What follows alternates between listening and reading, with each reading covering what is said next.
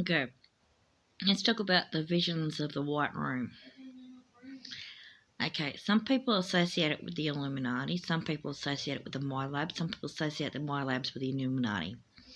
It is the MyLabs. Whether or not it's also the Illuminati is a debate.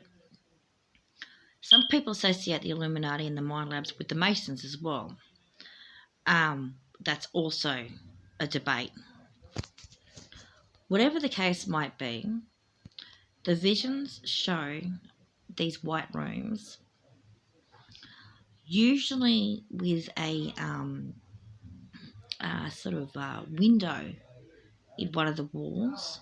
It's a men standing behind using computers. And in the white room, or rooms, because there's more than one, there's different types of visions. Usually the visions are associated with these tables, with these sort of cardboard cutouts of people. So they're not the actual people. They're like these molds or shells almost, and they have these a technology above them. Sometimes they call it a star chakra wheel.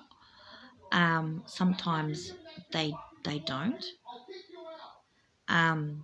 Sometimes that vision isn't there, and they try and show beings with gloves. And what they what,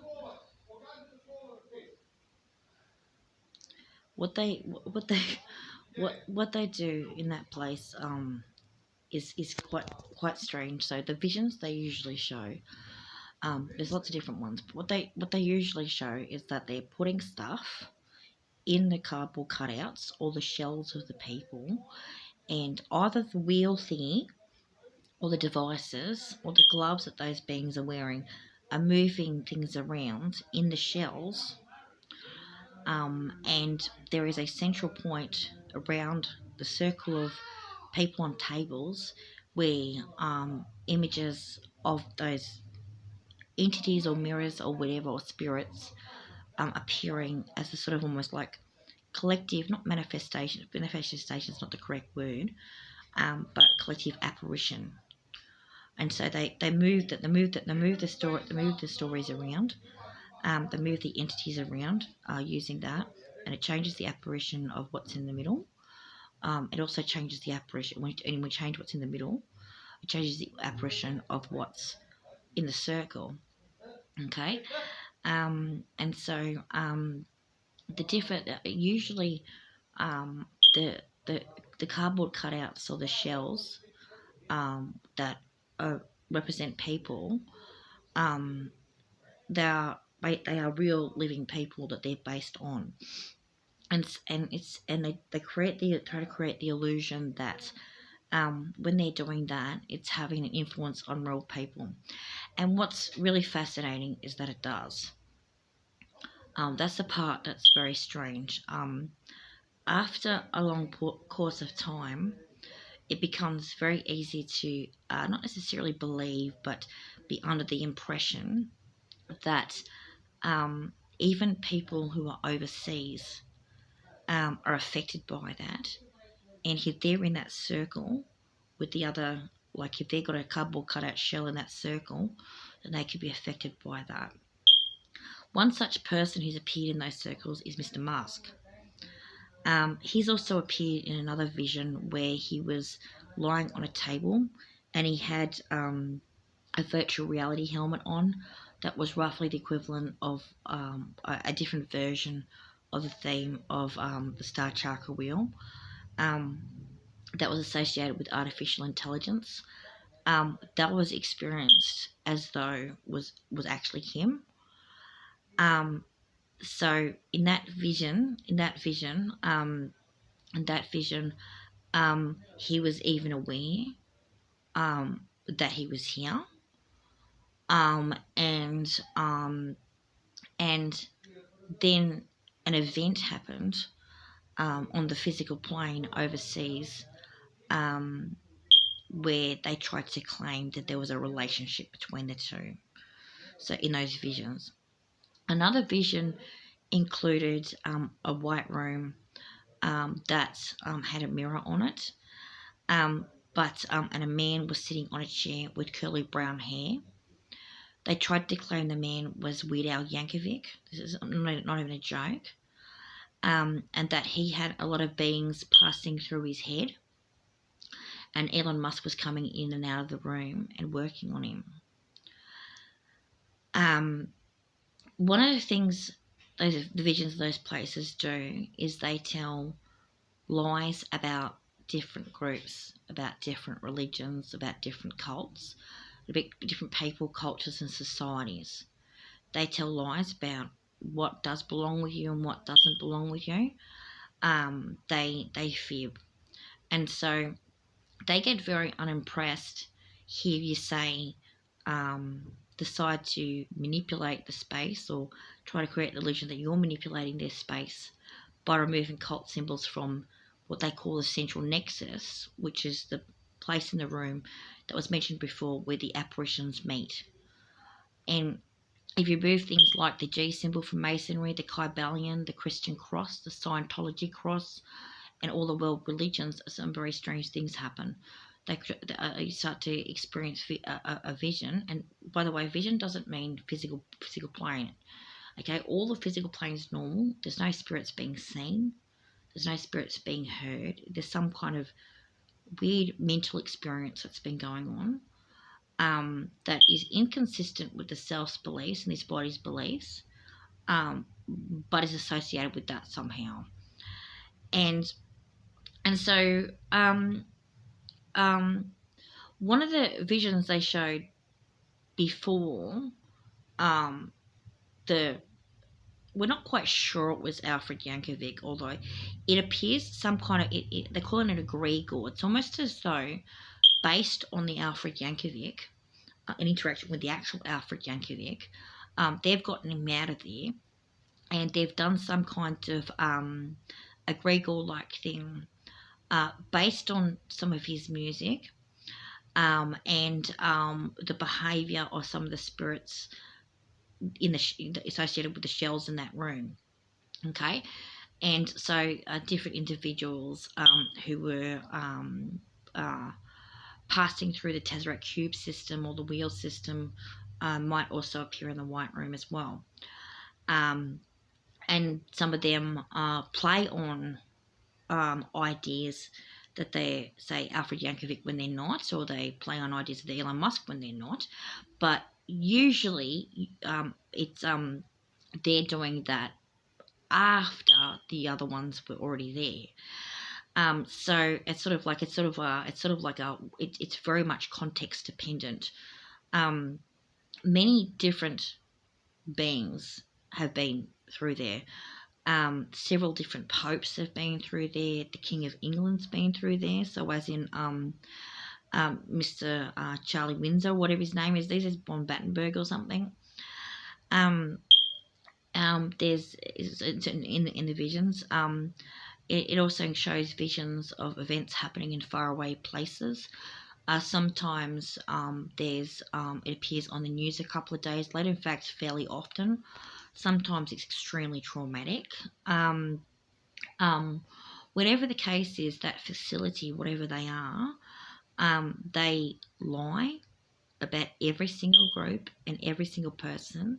They try to encourage people to also lie, usually by preying on those people with fear and teaching them that dishonesty is rewarded somehow.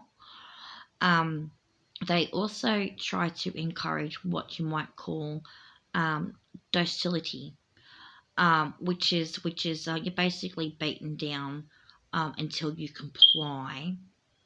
So there's this awkward situation where there seems to be they either want completely docile people or they want people who are dishonest. So they want this dual. They want a sort of split down the middle. It's almost like they want to split down the middle reality of good versus evil type of thing.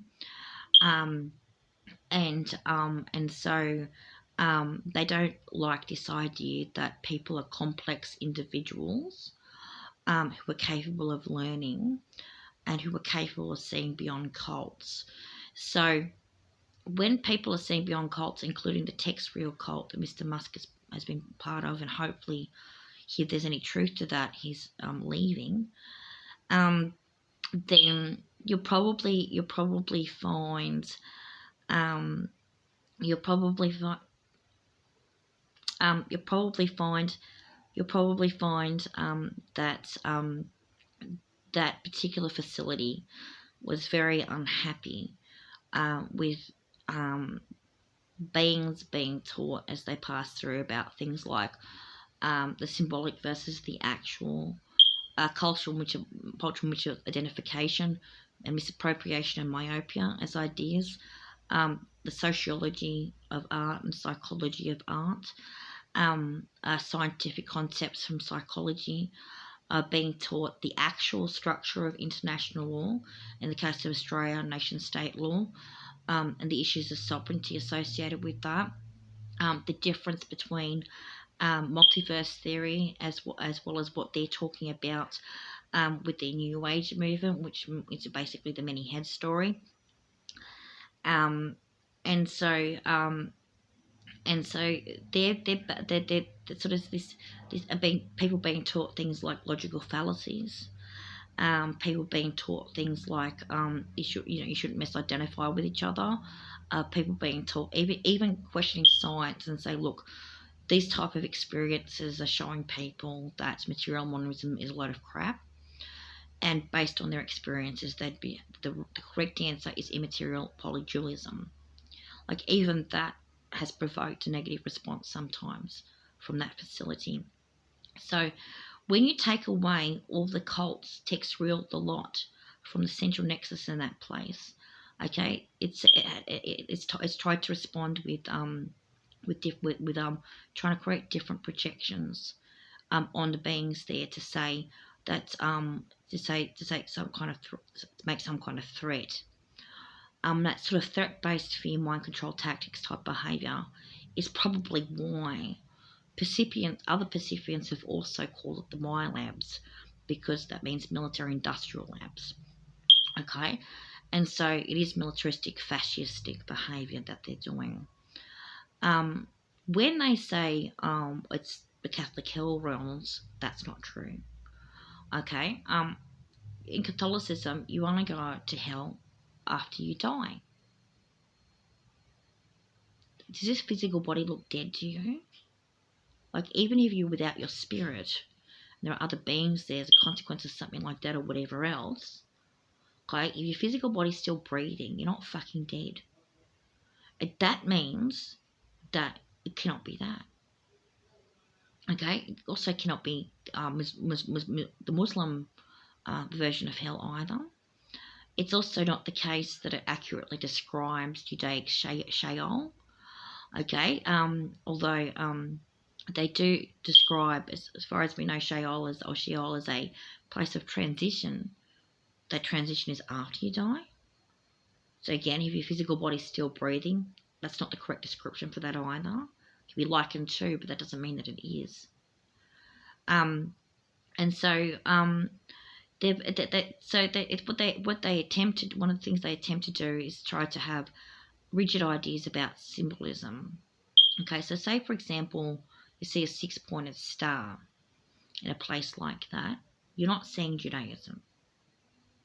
Okay, a six-pointed star could refer to a what might be described as an astral device of two arrows pointing.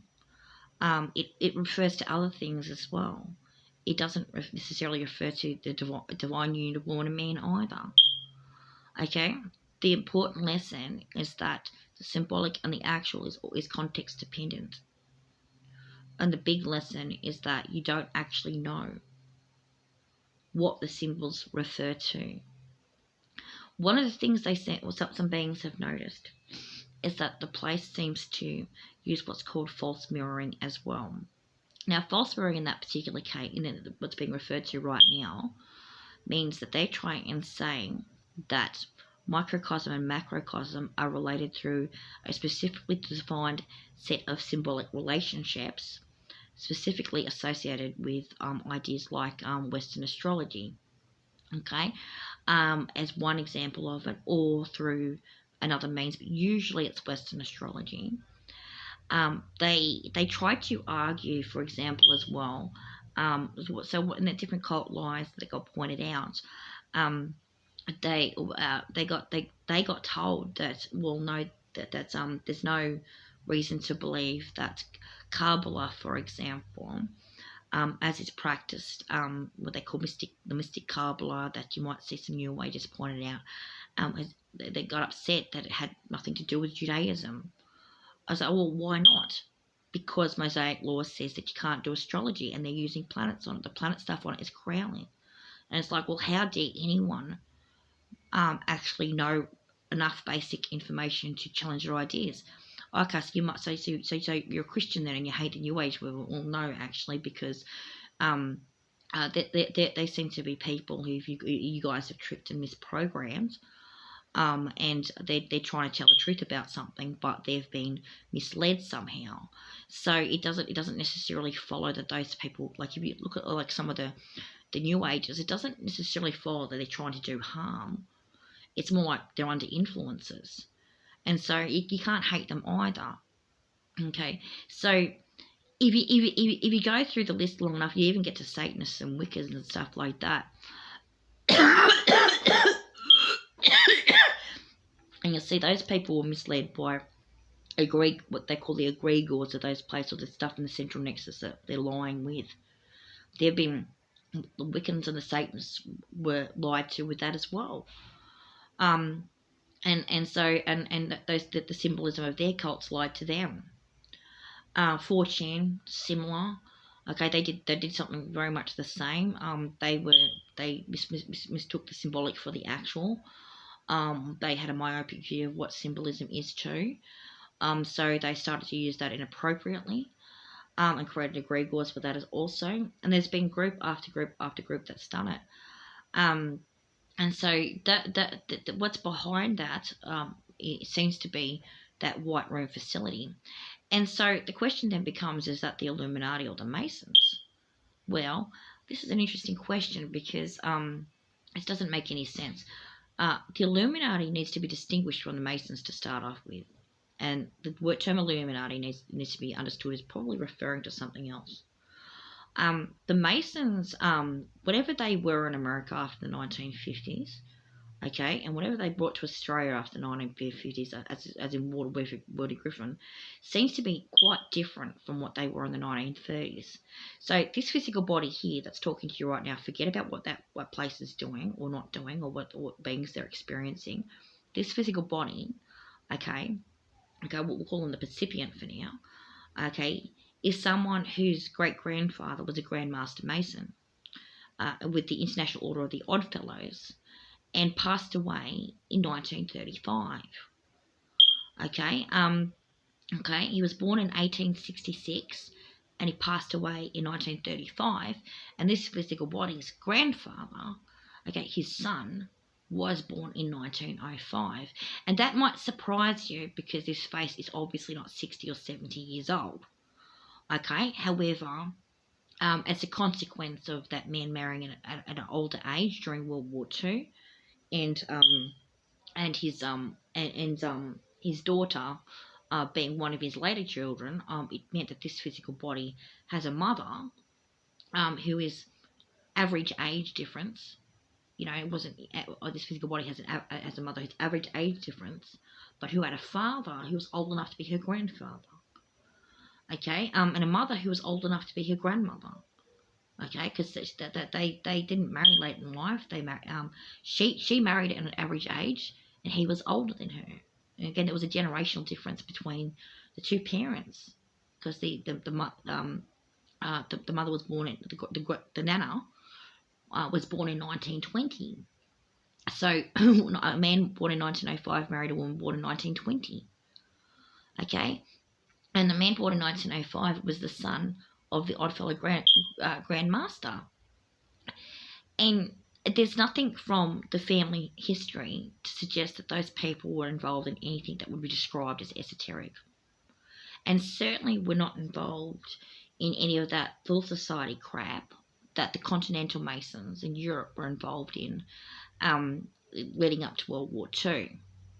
Okay, that particular branch of Masonry arrived in Australia before the Federation.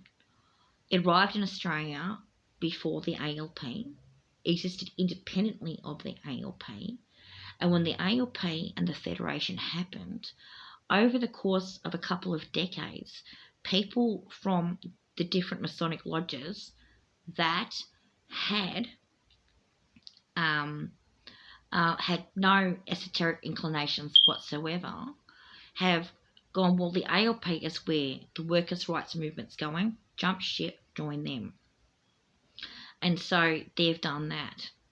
And as it turns out, the early 20th century in Australia did have its issues with racism and sexism and prejudice in lots of areas, but there were people who were trying to fight that and trying to get through that. And some of those people, okay, were former Masons. So what happened in the 1930s is you gradually saw a drop in Masonic membership in Australia, including in the Oddfellows. He wasn't just a Grand Master of the International Order of Oddfellows, he was one of the last Grand Masters when the movement was still reasonably sized. Okay, he was one of the last. The Oddfellows still exist in Adelaide. They have an office in Adelaide, but they don't. And their office is downstairs from a mutual society.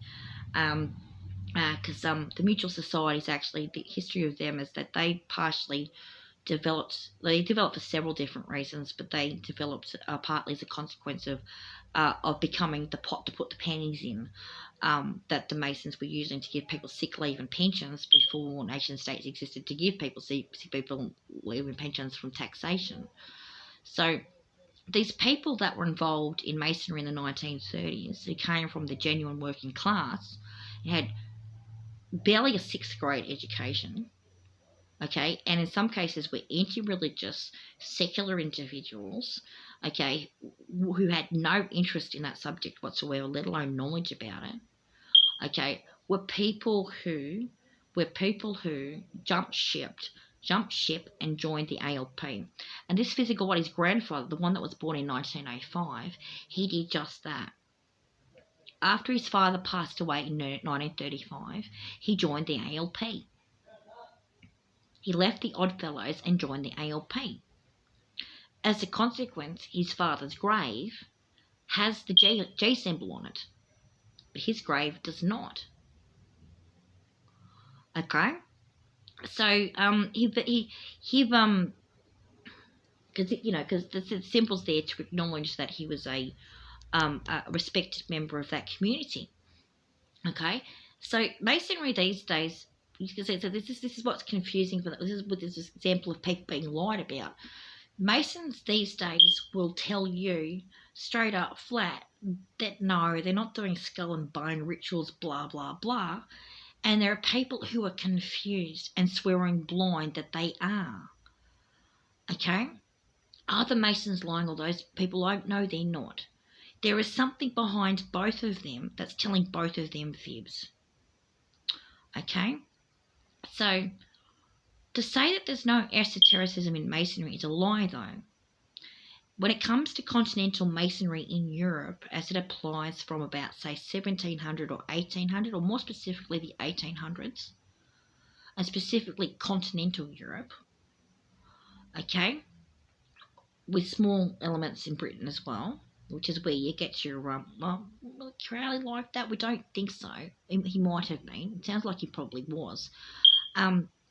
Those are people who are coming from a different social class, who are operating under different principles. Okay, that's why they're called the Esquire Masons, because they're different from the original Masonic movement, to which a lot of people were members of and had no esoteric inclinations whatsoever. So, in some ways, it might be true to suggest that the three what you might call levels of masonry. So, apprentice journey, also apprentice slash journeyman, master and grandmaster, basically. That's just what they tell the people at the front of the lodges. At the back, after grandmaster, you got 33 levels and beyond. And it's like, well, yeah, not quite. Okay. The purpose is that what they were referring to with those 3 levels is distinct from the other stuff. So when it comes to the esoteric stuff, there is no hiding from the others what the 33 things are. Okay. Those are systems of illusory correlations based on portmanteau cultural constructs that came from Europe in the 1800s. It had fuck all to do with Adam Weishaupt.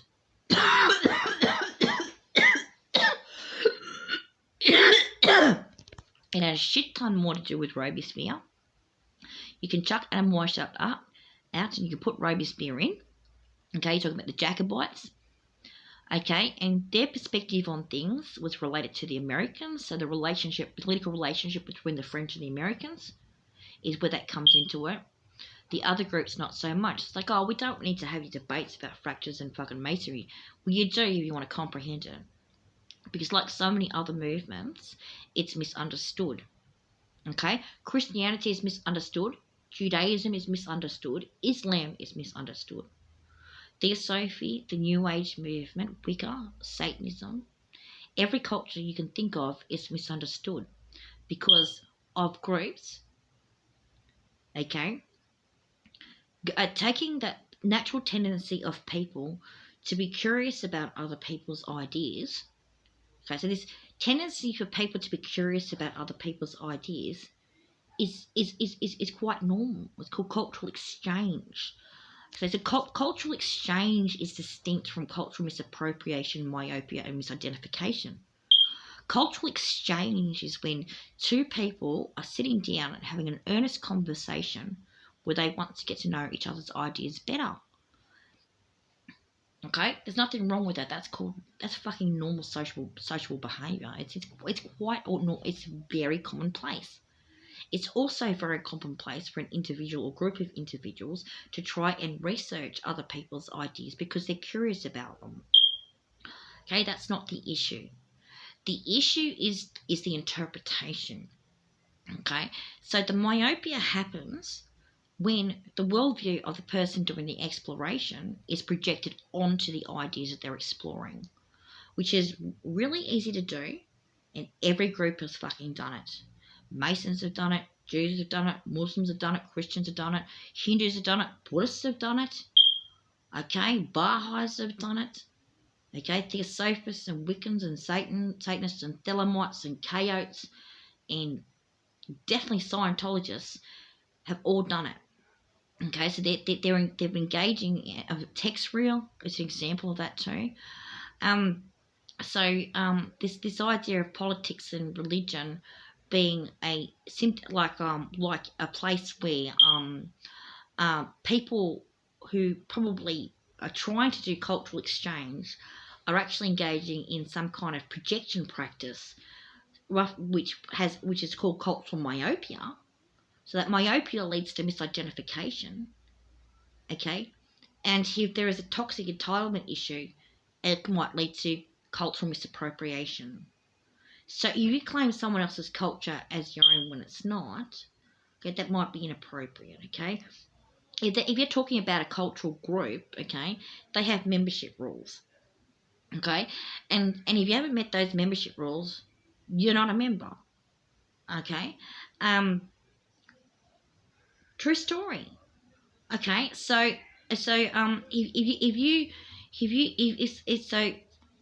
take for example adoptees to a tribal community. An adoptee to a tribal community has to would have to undergo whatever their initiation practices are. Before that, you're a friend of them, so you can't say that you're a member of a particular tribal community just because you know people there. So this physical body has never said that they're a member of a tribal community as a consequence, because they've never undertaken the initiation practices. Okay. Friend of in some cases, hopefully yes. But It doesn't mean, you can't claim it, okay? If someone says that they had a dream about wearing, where they were riding a horse and wearing feathers and they were Native American, therefore they were Native American in a past life, okay? If you look at that actual person and what their actual family story is and that person's story is and what their religious practices might actually be, and there's nothing that resembles Native America in it, okay, then they're engaging in cultural misidentification and misappropriation practices, okay? And whatever their actual cultural practices are, it's acted as an overlay to misinterpret that particular experience in such a manner that they've mislabeled it. So they might not actually be someone who wants to steal, bully, or abuse other people's cultures. There might be someone who hasn't checked their privilege, or hasn't checked how, say, Theosophy or the New Age movement or whatever was affecting them has caused them to engage in misidentification behaviour. Okay? So, perhaps they misuse pronouns.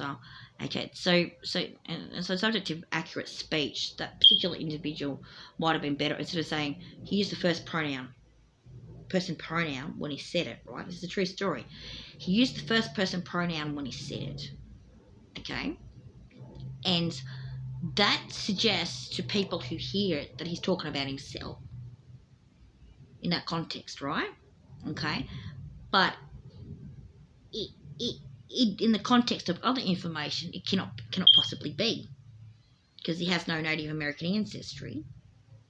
Okay, and what they refer to in past lives in the New Age movement, for example, probably isn't the same thing as what other people are referring to. So if you're referring to a past life as in where you had previously incarnated before you arrived in the vehicle that you're in, you're talking about a spirit, okay?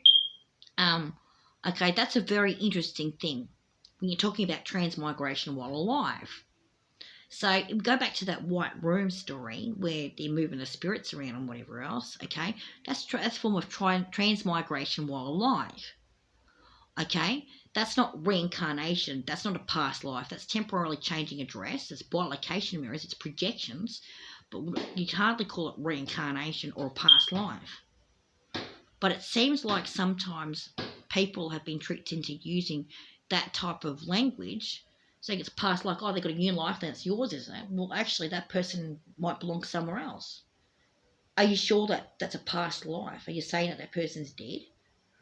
Okay. And they've just arrived with you. Maybe they've put a spirit from a dead person and put them in your head. If that's the case, okay, maybe that's reincarnation of a very bizarre sort.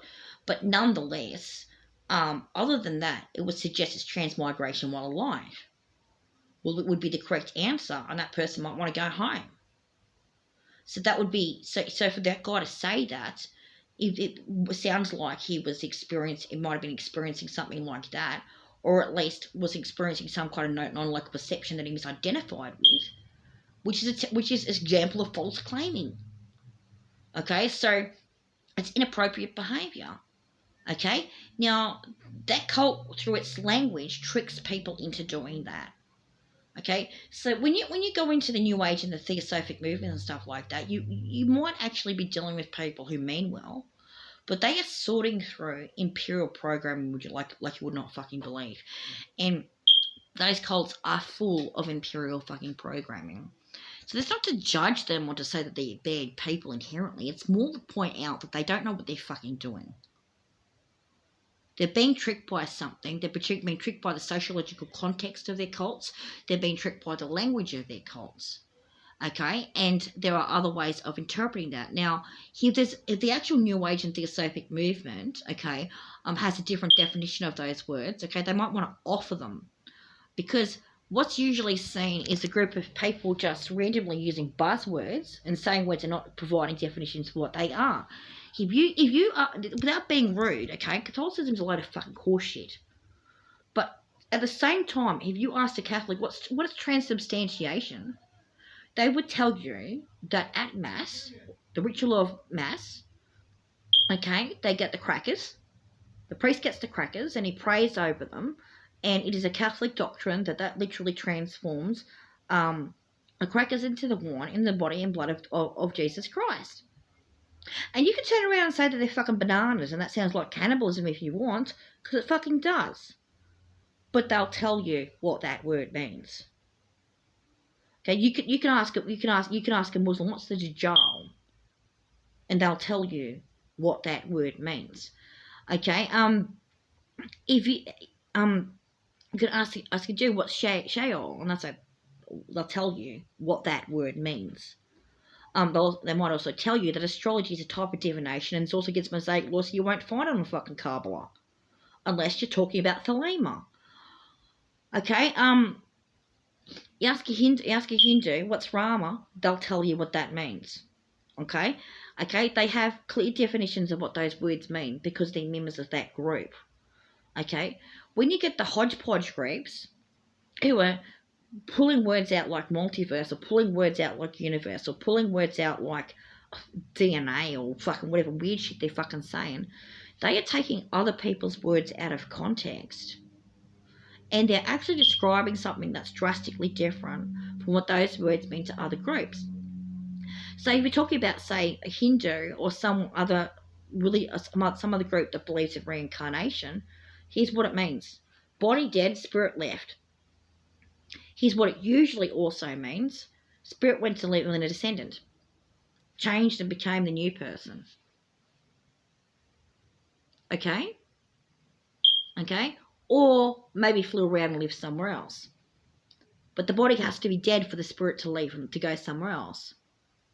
Okay? They don't mean transmigration while alive. They don't mean astral cords and people travelling through them to get to different heads.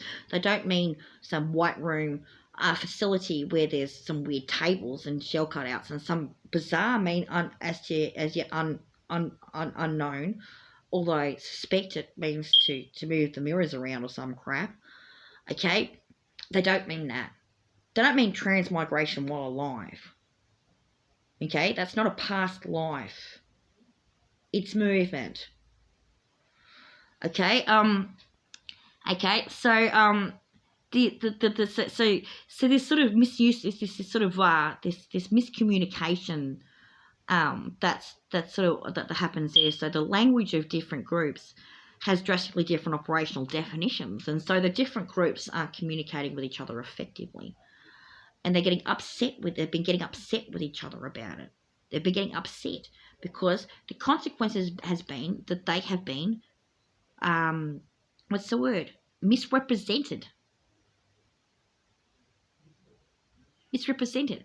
It's like going back to medieval Europe and finding that the Jews are being blamed for Christ's death by the Catholics, and it's like, well, that's never made any sense that allegedly or actually happened, because it very clearly says in Catholic doctrine that the Romans killed Jesus. So how did the medieval Europeans even come up with that? That's misrepresentation right there of their own religion, no less. So this idea of misrepresentation of ideas is a big theme in a My Labs type facility, or visions of that type of experience. That facility does misrepresentations. It misrepresents who's there, what's there, what they're doing, where it came from, the story that you're dealing with. It tries to make you accept things that you ought not to accept. It tries to indoctrinate you with a particular version of events that's not true. One of the things that you might experience is, if you don't make a deal with the Kabul, you have to accept Jesus Christ as your Lord and Saviour. And when they were told point blank that was not an argument before the 21st century, because that particular type of delusion was generated on internet message boards sometime in the 21st century as a consequence of people miscomprehending the history of particular movements and cults, including Freemasonry, they didn't like that. I said, oh, okay, so you're not Christian then? Are you Masons? Like, no. Okay, they must be a Christian. It's like, no. So the sort of polarities. It's just like this. It's something that seems to have a bullying flavour with it. Misrepresents, lies, it bullies and stuff like that. So Your job is to sort of blame an entity or something like that, okay? But the entity is a projection coming from their facility as well, okay? So it's not actually there. It's an image projection also coming from this facility, apparently. And so, and the idea of that entity is to confuse all the different people, okay, so that different recipients come through and they go, oh, so they got an entity problem. Oh, it's caused by this and that, so like that. So they program those. Get this, they program those people to try and respond as though the entity is there for a reason why it's not there. So the purpose of that facility is to lie to people, to do cast projections and aspersions onto people, and to lie to them. Okay, to date, they have never told anyone what the cabal is. They've never told anyone. That's just the word they came up with in the 21st century to try and come up with a new name for the bully. And they told different groups different things about what it meant. They told the New Age movement cabal meant, or some other groups, maybe Satanists or whatever. They called different groups. It was all these different groups got confused, right? They said, oh, you know what, cabal means Kabbalah and Kaaba. So it's the Jews and the Muslims. And they told the Jews and the Muslims, no, Kabbalah means Aleister Crowley. They told the Muslims it meant Jewish Kabbalah. In some cases, it's like, well, they just keep telling different things to different people. They're bullshitting them. Okay, cabal in the English language means small group of individuals causing mischief. Okay, it doesn't necessarily mean a Kabbalah as in Judaism, or Kabbalah as in Thelema either. It does not mean Kaaba as in Mecca. Okay, it's just the same as the Saturn cube system might not refer to the Kaaba and Mecca. It might not. We don't know. It might be misrepresented. The Saturn cube system, which is associated with that, appears to go beyond Islam and beyond specific religions, and therefore has nothing to do with the Kaaba and Mecca as far as we know. Okay? Because it goes beyond specific religions and specific cults, and it's lying about each and every one of them, okay, and including lying about atheists and lying about science and lying about all kinds of things, okay, it sounds like they've been relying on picking on people's fucking ignorance for some time, and creating this situation where all these different groups are being created and lied to cover up for something else. And here's what they're covering up for. In 2020, the USSF committed a crime. Okay, that facility is a means by which they're doing the 20 and back fucking shit between 1999 and 2020. Okay, because in 2020 they committed a crime.